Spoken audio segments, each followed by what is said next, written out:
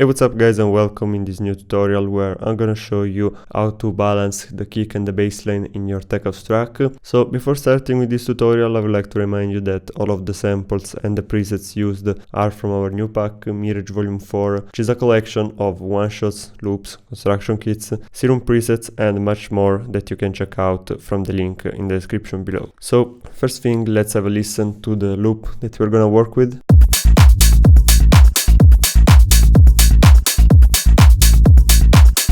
So really basic, we only have a kick, bassline and a top loop and a percussion loop. As for the kick, we don't have any processing at the moment, and while on the bassline we only have the LFO tool for the sidechain, which we'll also explain later. So the first thing that you want to check is the frequency spectrum. So we're gonna use the span just to see where the kick and the bassline sit in the mix.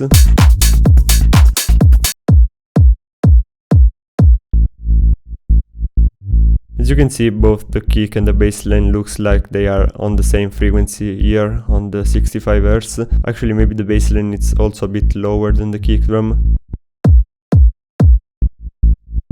And this is not really ideal, so there are a few things that you can do to fix that. The first thing is to change the key of the bassline, but you can also actually change the key of the kick drum. So here in Ableton, if you go to one shot, you have this transposition settings, and then here you can adjust the semitones. Usually I like to go down 1 to 2 semitones, depending on how it sounds.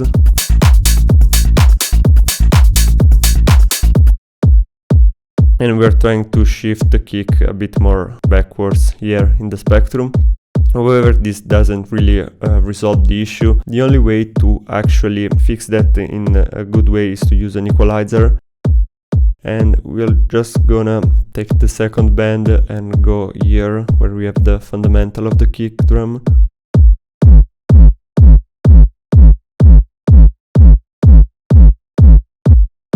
Which, as you can see, it's here. We are gonna copy this EQ, paste it in the bassline channel, and here we're gonna reduce it.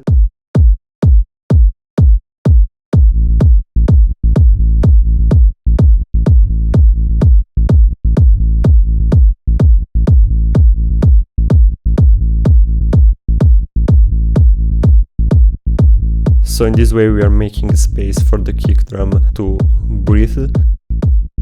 But we are also removing some frequency from the bassline, so we have to compensate that by boosting some of the mid-top frequencies.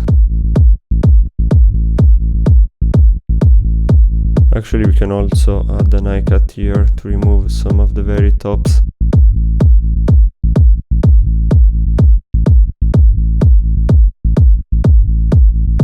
And the frequency here is 107, and basically we're gonna do the opposite EQ here. So let's go to 107 Hz, and we're gonna reduce that frequency from the kick drum.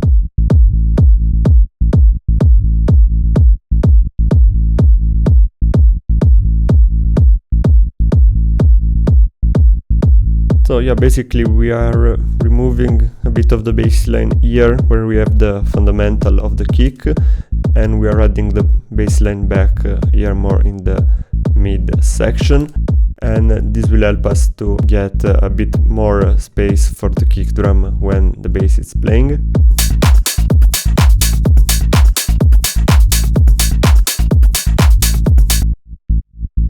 Now the next step is the sidechain. So as you can see here, we already have an LFO tool, but this is kind of a really random shape that I have created. The best way to actually sidechain your kick and your bassline is to have a visual representation of how the kicks and the bassline look.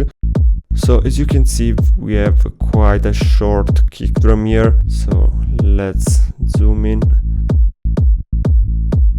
So as you can see here in the LFO tool, we have this quarter rate, and basically the kick ends right here, just before this half bar in the middle.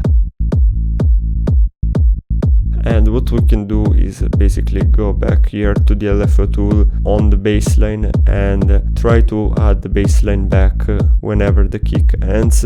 So here maybe the baseline is coming through a bit earlier, so we can shape this one a little bit more like this,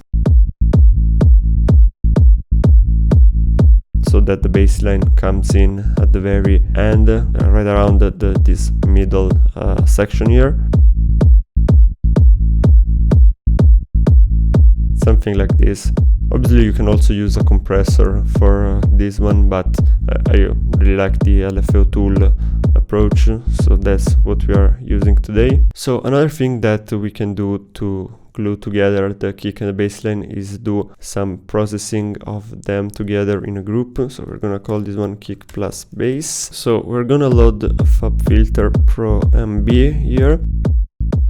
We're gonna only focus on the low band, so let's solo this one. We're gonna put the band level to +3 and the range to -3.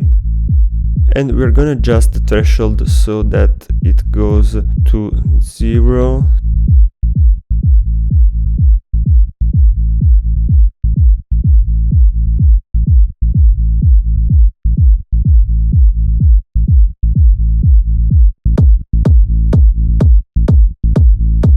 Let's go maybe a bit higher. It's not hitting 0 yet, maybe we have to go a bit more aggressive. Let's also use a slower attack and a slower release here, so we might have to increase the threshold a bit. So yeah, with this trick basically you are just gluing the kick and the bass together a bit more. Now that we have all of this, the next step is gonna be choosing the levels between the kick and the bassline.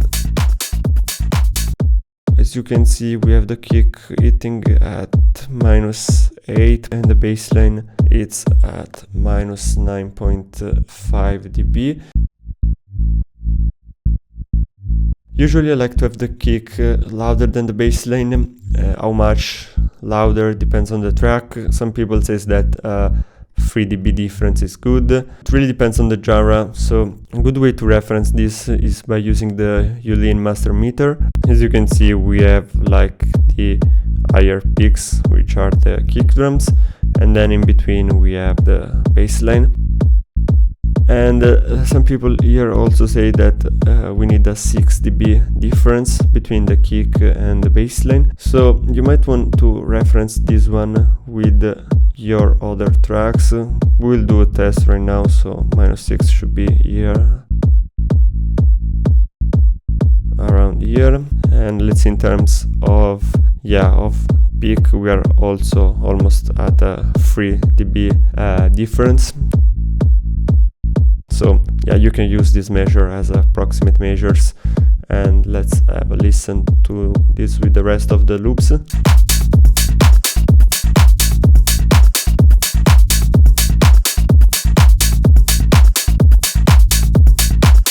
Yeah, and that's it. Obviously there is a lot of more processing that can be done on the bassline and on the kick as well, but this is just to balance the two elements inside of your tech house tracks. So don't forget to check out Mirage Volume 4 from the link in the description below. Let us know what tutorials would you like to see next, and I'll see you soon. Bye!